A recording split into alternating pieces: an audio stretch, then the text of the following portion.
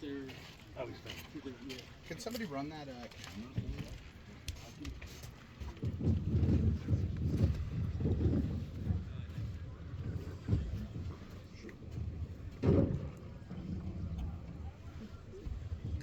Okay, we ready? Yes, sir! Okay. Great. Night of the Living Dead. Great movie, right? Yeah! God, great movie. You know, the part that got me was the car scene when they burned the flesh. And the zombies came up and started sticking their hands inside and eating the flesh. I'd never seen anything like that in my life. I said, oh, this is horrible. Anyway. Okay, Dawn of the Dead.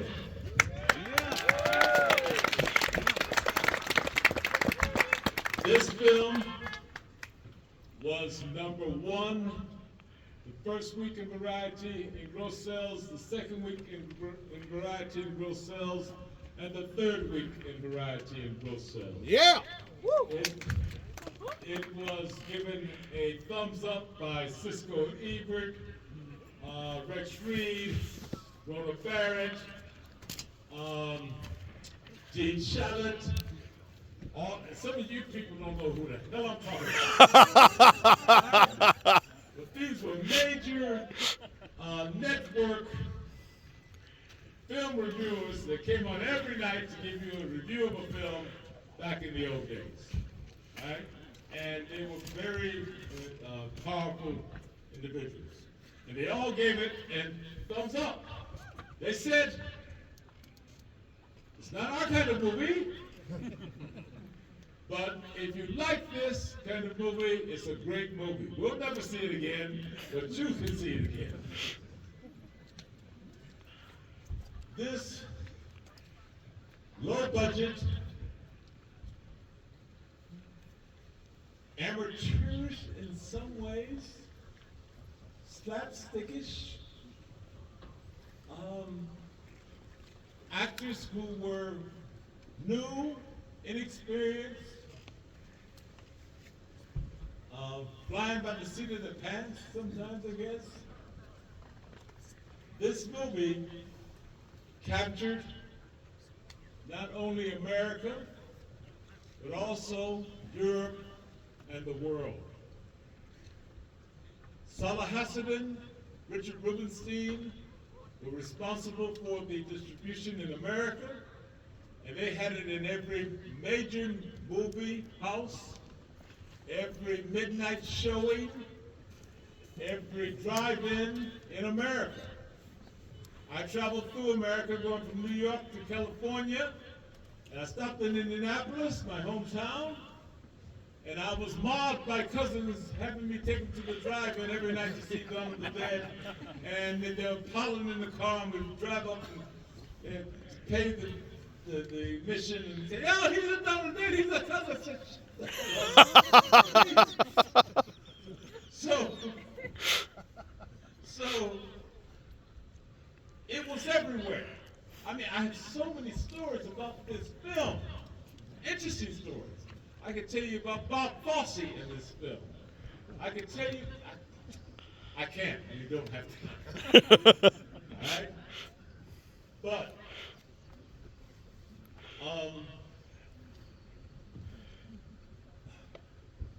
what are some of the things I can tell you about this film? It was distributed in Europe by Dario Argento. Yeah! And Dario Argento named it Zombie. Just to give you a quick story, this will be quick. I'm sitting with a guy who's a star in Greece and in Europe. One of those romantic faces, all the women loved him. You know, it's one of those faces where, you know, women would just drop dead. You come in the room and all the women would just drop dead with him, right? Very, very handsome guy, very suave guy. So he used to hang out with me and a couple other people. He used to hang at my house sometimes for a while. And we were sitting talking over a bottle of wine or something, and he said, and we've never discussed our careers in detail. And he asked me, he said, well, what did you do before? You know, what were you doing back in time? I said, well, I started with, I said I did a Kojak and I did a Bingo Long Traveling All-Stars, my first major film. And then I did a thing called Dawn of the Dead. And I said, he said, Dawn of the Dead, I never heard of it. I looked at him, I said, oh, wait a minute. You're from Greece.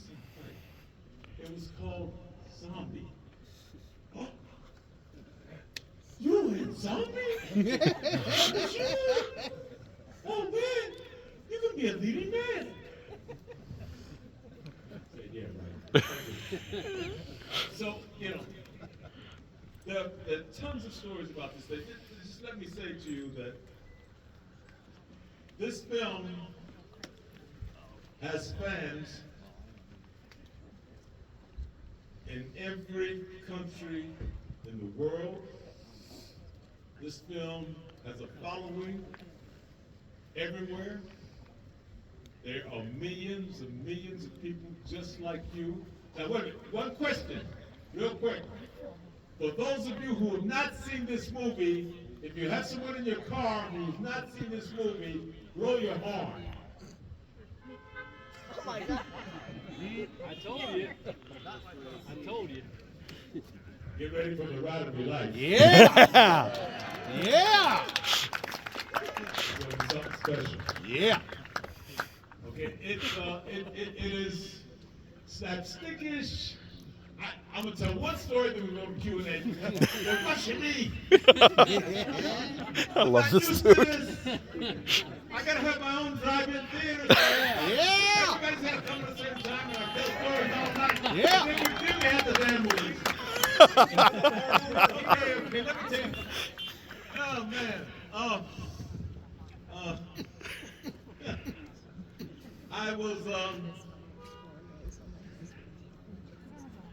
I was in Cheyenne, Wyoming. And it was part of a zombie, something, and another. And very nice people. I was the guy of honor, and I did judge the costume contest and all the other events and that kind of thing. They treated me very nice, wonderful people. And they had a screening of Dawn of the Dead.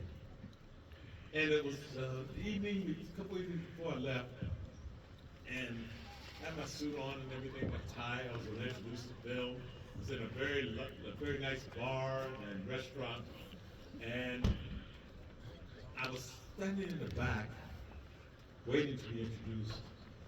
And I thought to myself, I said, gee, this film's old. I mean, it's dated. It's corny. So they're not, I mean, it's low budget. Slapstick is, it's going to be an embarrassment for me. I said, I don't want to. I got to get out of here. You know, that was my, I got to get out of here. And I said, okay, I can't sneak out now because, you know, I can't walk off the stage and see me. I'll wait, I'll introduce the film, and then I'll get out one of the doors. So I introduced the film, and then I beat it as far as I could to the first door that I thought would be open. It was locked. I went to another door. There was a security guard there. I couldn't get out. And so I sat there. And I watched the movie. And I was as entranced, as entertained, as thrilled as I was the first time I saw it in 1978 as a screener with George Romero, Kareem Abdul-Jabbar, Richard Rubenstein, and about 3 other people in the screening room. It was magnificent. I stayed with it. And to today, I will not watch this darn film because if I sit for 3 minutes, I'm hooked. Yeah. I'm going to watch the whole darn thing. Yeah. And for that, yes. And that is why you're here. Yeah. That's why millions of other people are here, are fans of this film. That's why they love it and celebrate it all over the world. For those reasons. Don't ask me why. I don't know. I just know that it hits all of those chords that every movie goer wants, every horror movie goer wants to feel, and I'm sure every movie goer wants to feel. I mean, there's compassion, there's thrilling, there's thrills, there's horror, there's laughs. I mean, it gives you all of those emotions, and that's what acting and that's what film is about. And this little low-budget film does all of that, and it does it so damn well for a low-budget film in 1978, and it's held. It's held now. This is 2024, and it is still as powerful as it was back then. Yeah! That leg,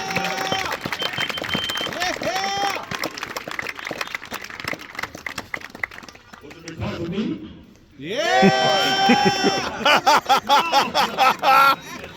No! There are a lot of other people, man, because a lot of people.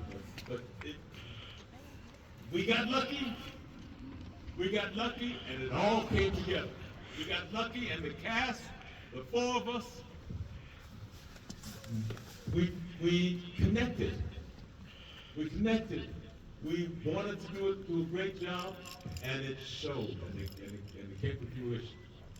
Anyway, I'm going to let it go to Q&A, because again, I can't see what I'm going to do. All right, Q&A. Yeah. Come on, Q&A. You got a favorite story of working with Scotty? Yeah. Oh, sorry. Sorry, man. You're good. All right, so Ken, the way we're going to run this is we're going to let audience members step up to the mic, and they'll ask you some questions. We will just audience first. We'll get as many as we can, but please don't be offended if we don't get to every person and every question. So if you guys want to queue up behind the microphone, that'd be great. Ken, one question for you before I turn it over to the audience.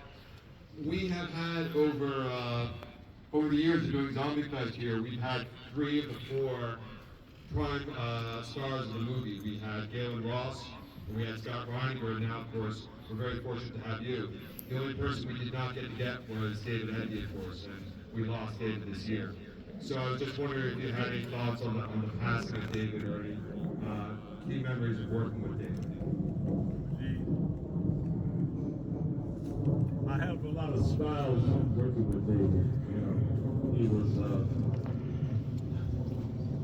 David was from Evansville, Indiana. Galen was from Indianapolis, and I'm from Indianapolis. Don't ask me how that happened, but it did. When somebody talks, so we can Yeah. It was a shock to hear that he died. I knew he wasn't well. He hasn't been well for years. Anything about working with David? David was always someone who said, okay, if we work, I'll do it. That was his attitude, always. Oh, I don't care. Okay for me? You know? He was very nonchalant and cooperative and ready to try something. He was a very generous actor and always willing to take he was courageous. He's willing to take a chance. So I remember that about him. Thank you. Hi, Ken. Yes. My question is about your role as Benny in the Texas Chainsaw Massacre 3. Yeah. Awesome. In a film franchise known basically for its villainous family, what was it like to play like a protagonist and a hero in the series? I just did that. I just finished off with that. Yeah, it was great. It was great. You know, Texas Chainsaw. I said this to a few people coming to sign autographs. You mentioned Texas Chainsaw Massacre 3. I had. You all know that I had the chainsaw through my head. Everyone that saw it, I died. Yeah. Chainsaw in my head, right? Yeah. Is that right? Okay. And I got a call from New Line month later, saying that we're going to reshoot you. And I said, well, how are you going to do that? I have a chainsaw in my head. I'm dead. He said, no, we're just going to put a scar there and you'll be okay. I said, why? Why do I have to live? I said, well, we tested it. We had screen tests before audiences, and they didn't like the fact that you died. And that's why I lived in that film. Okay? How did I like being a transhumanist? How did I like that? Is that what you said? Is that the question? Yes. It's a great role to have. You know? I was saving people's lives, fighting the bad guys. In Dawn of the Dead, when I dropped through the gun shop and put on the double holsters and the Derringer and the bandolero, that was my favorite scene. Why? Because I grew up as a kid, wanted to be a cowboy, like the bad guys. Yeah. You know? That's a kid's dream. So, doing fighting the bad guys in Texas Chainsaw Massacre is just an extension of that. Yeah, absolutely. Another I'll be question. fighting, if something comes through in the next few months, I'll be fighting bad guys again. Yeah. But that's what I do. I mean, some of what I do. For comedy too, Nobody's seen John Henry, right? Nobody's seen John Henry. I was a crazy comical character. Nobody's seen that. God, the Rip. Nobody's seen that. Somebody saw Son of the Dead. That was great.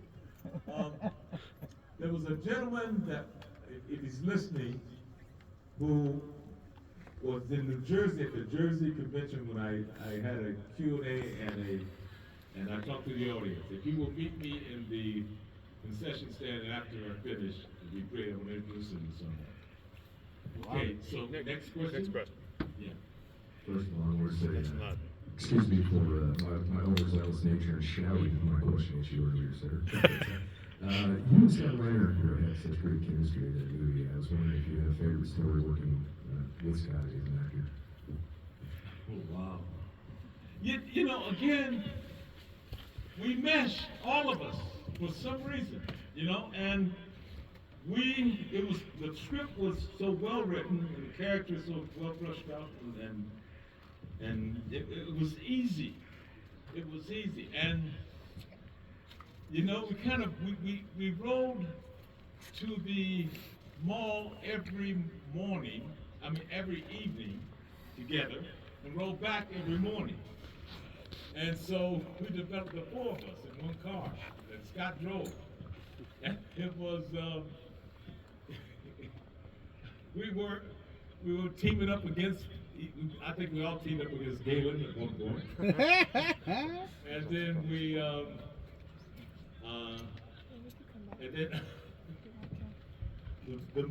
the song Short People came out. And so I couldn't help it. Scott, Short People, sang the song. And I think that's what happened when we admit that truck. And it was I think it was mutual respect between all of us, and it seemed to drive us to form and trust each other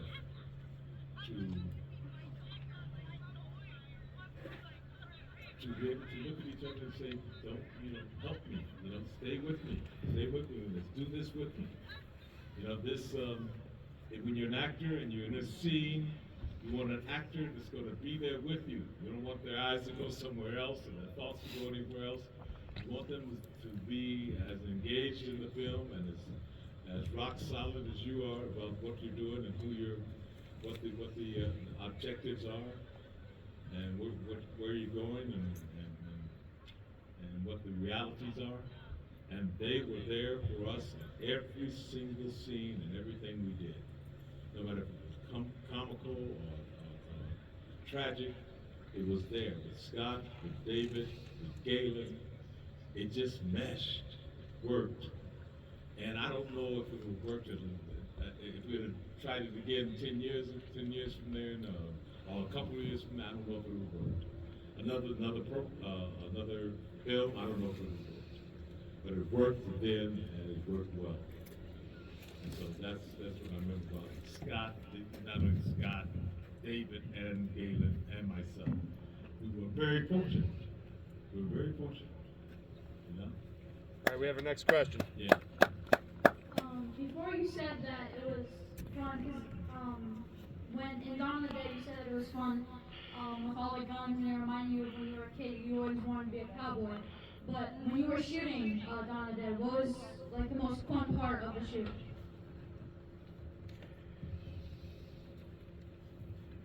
Almost shooting almost every moment. Almost every moment. We have points where there's a picture of the four of us sitting on the slab bench in the mall, and each of us is, we're slightly separated, and Scott has his leg out, his left leg out with the bandages on. I'm kind of bent over looking at my shoes, and Galen's looking in the air, and David's looking somewhere else. And that's not a posed photo. That's a photo of somebody took when it was 6 o'clock in the morning, 5 in the morning, and we were exhausted. So the only time we didn't enjoy it is when we were completely exhausted. I mean, there were times, I think the helicopter scene, we went from shooting all night to shooting in a secured area where the helicopter is, and I had to put snow on. It was snowing outside, so I put snow on my face so I could wake up and keep myself fresh to finish shooting that scene. It was enjoyable. I mean, sometimes we were snowed in. We had cookies and coffee for dinner, but it was an adventure. It was an absolute adventure. It was not that we have to do the next scene or there's a problem about the next scene. It was, let's go. What's the next scene? What are we doing now? Okay, how do we do? Okay, where are we? What are we doing? Where are we going? Okay, great. How are we going to? It was that kind of energy. It was great. Almost every part, everything we did, and it shows. It shows. I mean, we're romping through that mall like we own it. We're having a great time. I was very athletic and in great shape, so I was jumping around like I was. It was wonderful. Scott was. We enjoyed it. We enjoyed it, and there was nothing there that did not. The script, his crew, George, everyone encouraged us to be as free as we wanted with our expressions in terms of, like, we didn't change too much in the script, but certainly we were free to work together. Was that somebody talking? Nah, you're good. Okay. We were free to work together and to bring those characters to life and to bring that situation to life, and for that life to eventually create that great film Dawn of the Dead and take you on that journey with us. It happened for us. It was magical for us while we were on the set, and the proof of it is what I just told you about before we started Q&As. We're all here because of that, because of those performances, because we were free and happy and glad that we were doing what we were doing, and we had each other's back. and we were going to make this the best effort that we. None of them. No, I'm the only one who had worked professionally before that. So everyone wanted to make this and a great film and do their best. These are great roles. So everyone wanted to do their best. And every one of us wanted to help the other person do their best. So we were there for them, they were there for us, and the situation, the circumstances created that world that we lived in, and we navigated through it, and we had a great time, and we did it together, all of us. As a team, we worked together. I don't think we could ever do it again. Not the four of us, certainly. But I think that sometimes you catch that magic, and actors do, and it creates a great film. I bet you Goodfellas, those guys caught that magic. I bet you they did. It seems like they did. It seems like there's not a beat that they miss, that they're not comfortable with. And we didn't miss a beat in the movie. Does that answer the question in some way? Yeah. Ken, we have time for one more question. Another young man. So, who was better to work with? Was it Keenan or Ken? Yeah! You want to get me in trouble? Dude. You know, you talk about two of the most talented child stars of that era. And they were both equally wonderful to work with because their timing was great. They worked very hard and perfected the characters that they played. It wasn't, you know, they worked together on all that. So they're a team already. That's like I stepped into working with Abbott and Costello. You wouldn't know what Abbott and Costello is. It's like me stepping in to work with two people who have worked together for many years, and I just step in and say, can I play too? Can I be a part of this? And I did, and so did Tilma Shah and Vanessa Baden. But they had been together for years with all that, so they had their act together. So to talk about who was better, they were both brilliant, absolutely brilliant in their roles. Kel won a Emmy or something, I think. Kel won an Emmy. Does anybody know? I think he won an Emmy for his character, for playing Kel. So he was great. And Keenan, you know, you look at Keenan. Keenan's 20 years of you know, what's the show? SNL. SNL, yeah, 20 years. And doing commercials all over the place. You know, had a series for a minute. Very talented individual. I've got a 6-hour limited series. If I ever get picked up, I want to play a major character in that. Yeah. So yeah, they're brilliant. They were both brilliant. Both. And I couldn't answer that. I could not say one was better than the other. I couldn't. It's like saying, what do you like? You like donuts? You know, do you like cream or do you like donuts? We love you, Ken. Thank you. Thank you so much. Yeah! Ladies and gentlemen, Mr. Ken Foree.